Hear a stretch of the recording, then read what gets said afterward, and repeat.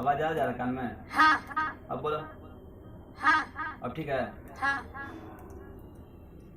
गाते लेना। पीछे से। फिर चला।